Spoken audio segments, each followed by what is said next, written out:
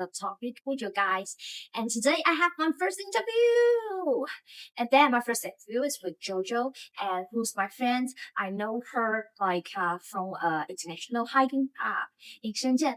And then she is doing her own business in Shenzhen, which is related to the K-pop souvenir. And now she and her team is selling and design the products to American and Canada markets. We did have a conversation with about how she running, how she starting her own business, and suggestion, advice for the international people who's gonna be come to Shenzhen or China to find more opportunities. Let's go starting. Alright, so it's my first interview, and today I'm so happy I can have JoJo here to have this chat with me. So basically, I have like a background story. I already told JoJo because a lot of international young generation people come to Shenzhen to starting their own business. So that's why I have this kind of channel, want to discuss more people who's doing their own business in Shenzhen. And JoJo, I know you over 8 years. Can I know you more? I know your name, but I know it's a little bit, but I want to know how old are you and what do you do in Shenzhen? Okay. I am 34 years old. And right now, me and two of my partners are running an online store selling K-pop related stuff. Yeah. I am in charge of the supply chain part. Yeah. They're doing some other marketing and finance and also other fulfillment stuff. So yeah. So that's what I'm doing right now. Yeah. So you didn't work for the office anymore. You work for yourself, work for your own business. Yeah. Yeah. Yeah. So why you run your own business? How you started to run it? I see. Before this business, I was working for a company full time. I was one of the early members. So it grew really fast. And I really enjoy working there because the work itself was really fun, and I can communicate or know many different interesting people, clients. So I really enjoy that work. But when it was growing bigger, I feel like I will never be able to stand beside the founder. They didn't really treat us as partners, more like employees. I really cannot depend on this job anymore. I mean, if I want to have a better life, I have to do something for myself. So that's why I started looking, and then yeah, it's like if you want to work for the other people, you have to follow their rules. Sometimes the rule is not make sense. Yeah, it doesn't make sense at all. So why not just make your own business, just follow your heart to do the things you like. Yeah. So can you just how you grab the idea to doing the K-pop things? Are you big K-pop fans, or it was my business partner? She saw this idea. Okay, she saw people were spending a lot of money on Pokemon cars. Yeah, like Mart. Yeah. So they actually spend a lot of time, lot of money on that. And she saw K-pop was getting really popular in North America. Why don't we just make something of it? And then I was we were working on what products we should do. And then because before I was working in the plush industry. So I was oftenly I need to go visit the factories. Yeah. So then I saw this this particular dolls, plush toys are really well designed, really good design. Yeah. Why don't we design our own plush toys and sell to the fans? Yeah. So that's how we get started. Yeah, because you're so familiar about the manufacturing source in Guangdong province for produce the toys like that. So they got idea about the design and you can make it to a real product. Yeah. Yeah. I think a lot of like people they come to Shenzhen is also because they're trying to find more manufacturing source for different products.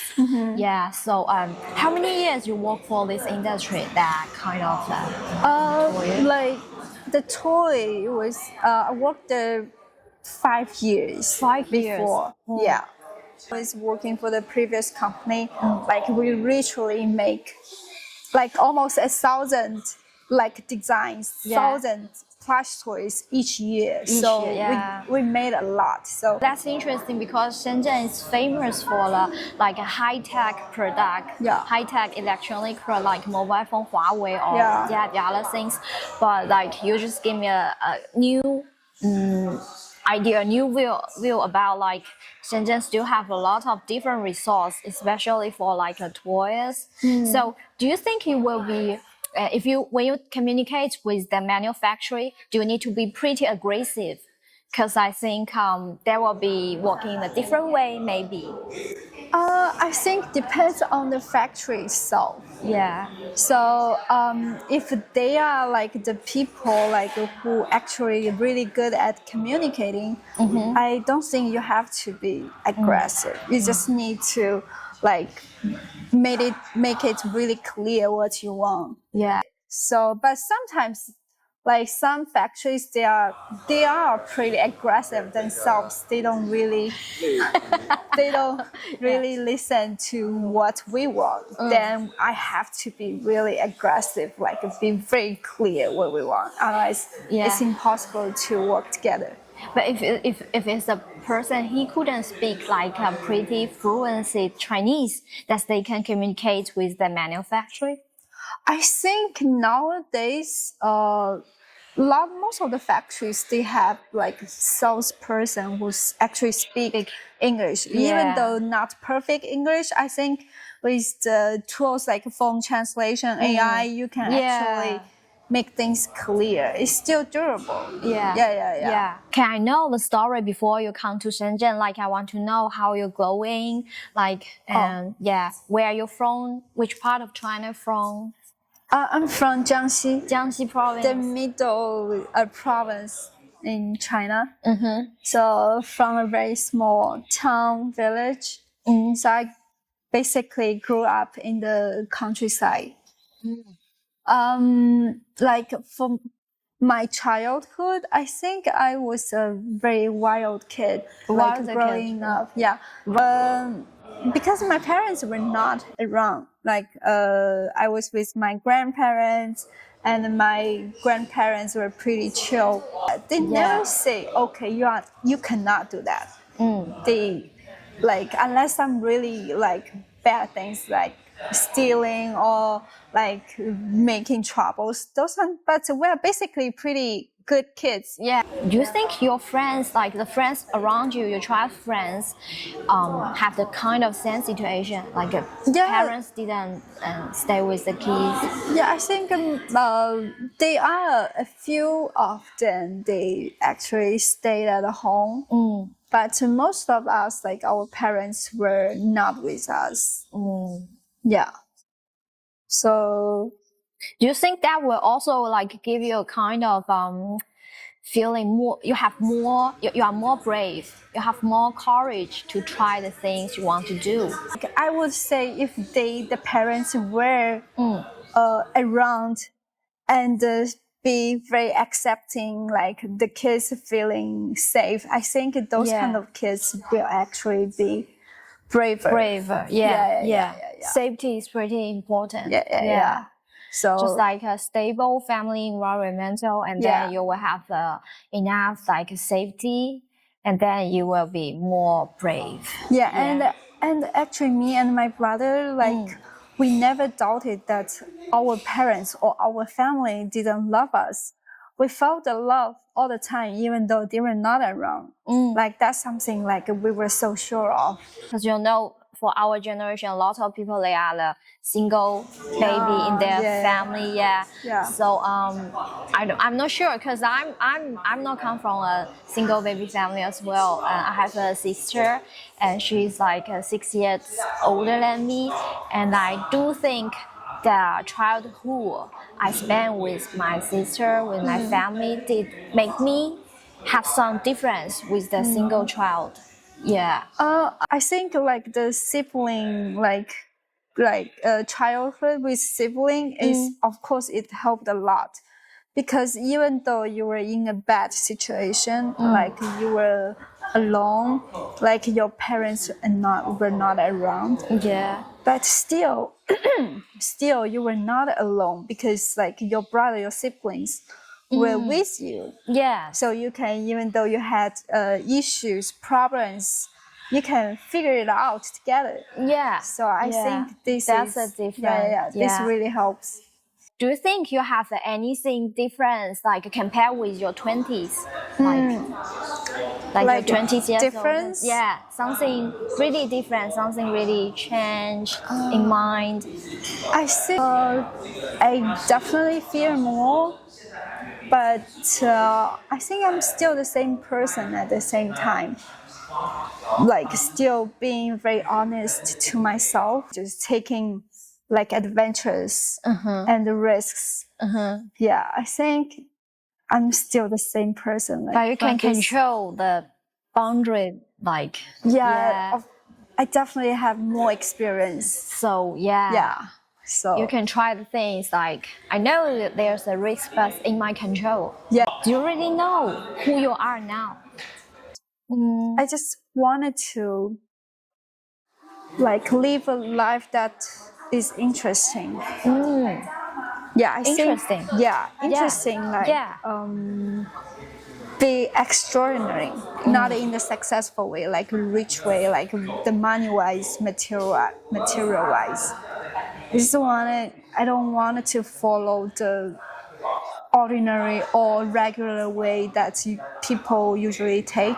So, do you have any suggestion for the people, like for the overseas young people who want to come to Shenzhen for starting their own business? If you wanted to make something new, like this has never been done in this industry before. Yeah. So you have to think of some new ways how to achieve this. And sometimes like the factories, they don't have any idea. They don't know what to do. You have to be the expert in telling them Then what to do. How to do it. Yeah. I think this is the challenging part. Yeah. It's more like the simple like product development. Yeah. So like, and if you want to get something really new, you must be the person. You have to drive them, and because they only focus on produce the products. So the ideas, the strategy, and everything like related for the produce, you have to grab a pretty clear idea. Yeah. Yeah. Also, there is something like the stuff you need from a certain supplier, and it's not standardized in this industry. You have to, put things together and teach them how to achieve that and make it more standardized. I think this is challenging part. It's a challenging. Yeah. Because you actually need to put the small pieces together. You need to be very, mindful and patience And details. Details. Yeah. But once you have done it, it's not difficult anymore. Yeah. So then it's easy. The owner, the boss of the manufacturing, like usually how old are they? It really depends, but more like it's like they're in their 40s. 40s. Or plus, 40 plus, I would say. Yeah, it's like there are really few factory owners are at our age. Very few. Very few. Yeah. So usually, recently, the manufacturer owner, if they did great, they will be born in between like 1975 or 1980, like that. I think those are still younger younger boss. Already the younger boss. owners. Some of them even older, like 50 years in old, their something. 60 years old. Like some of them, they were thinking to retire and have their next generation to take over. That's the kind of feeling for me. Like I will have a sign of the tiny gap when I trying to negotiate with them or communication, because for my way I'm just talk pretty straight towards to the target I want, and maybe for them the way they negotiate, they will have a kind of circle things to keep going and going, and because they think you are younger than them, so much younger than them, they can control how you think. Maybe they can use some small cheeky things to make you say yes, but that's not my way. If they're really big manufacturer, and the boss has some egos, they maybe Overconfidence for themselves. They probably don't really listen to what you say. They just tell you what they think. Yeah, but most of them, I think they're okay. You just have to be really like clear, not clear, like insist what you want. What you want. You need to be the expert to tell them, yes, we can. We just need to do this and that, and so you can reach it. Like just you try. You need to you need to be professional and tough. Yeah. Sometimes don't let them to lead like the standard will tell you what's the standard. 北京、上海、深圳、广州 and also can include Hong Kong. Hong Kong is so close. So if the person he's like a first time come to China, trying to get more opportunities about their own career, about their own business, do you have any suggestion or opinion for which where city? They wanted to, if they wanted to do finance, obviously like Shanghai and maybe Hong Kong are bad fit. Bad for it, Or if they wanted to do the high technology things, robots or AI related, maybe Shenzhen or even Hangzhou. 语数, that robot. It's called Unitree, right? I don't know the English name. So, in Beijing, I don't know. I never lived in Beijing. Like the weather and the atmosphere there and the efficiency, to do business. What I heard was not good. It's so different. Like Shenzhen is like a Silicon Valley in America. Yeah, like if you want efficiency, come to Shenzhen. If you want more culture, go to Beijing. Beijing, Shenzhen, so many young people over here, they work pretty hard, even though they're walking so fast. The speed of the city is so fast. People trying to make money. Guangzhou is also another big and important city. So I think that's why I pick up Shenzhen. I think is handy. The location is perfect and have so many famous high-tech company.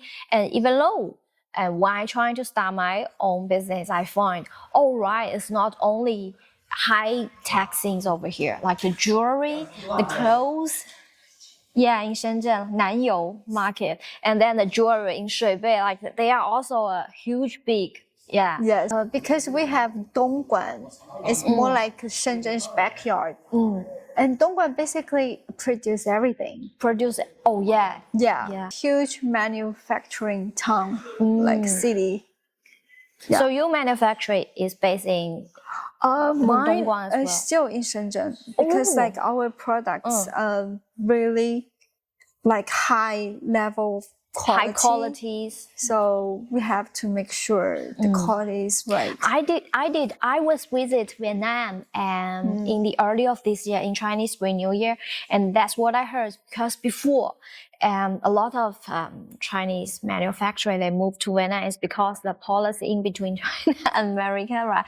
So but now some of the customers, they just say, all right, maybe we still need to make order in China. It's because the quality couldn't match their requirements. Takes time. Yeah. You find this manufacturer, you know them since from your last job or? Yeah, I knew it from my previous job, but I also like some other. I have multiple suppliers, right? Some other ones I found myself online or from the trade fair. Trade fair, yeah. Yeah. So basically, I found there are many ways to find manufacturers in China. In China, yeah. Like how, the website. How you find online? Like Alibaba.com or 1688. Find them and find a contact, and then to communicate with now them directly. even you can find suppliers on Red Note. Red Note. Yeah. Oh yeah. Yeah. Red Note, guys. Maybe for like a foreigner like who have the kind of a small translate tour and then trying to find it on Red Note. Everyone use Red Note. It's not only girls, everyone. The from Mart Cry Baby suffering version. So cute. It's a small gift. Thank you so much. So Mart is so popular in China now. It's really popular. So this series is kind of popular recently. Cry Baby. Yeah. Okay. It's my final goal. Like to have a brand she like wanted this. to do that like Mart. Yeah. I hope finally one day, you can get another Mart as well. Thank you. Thank you so much. All right, thank you. Thank you. My first interview.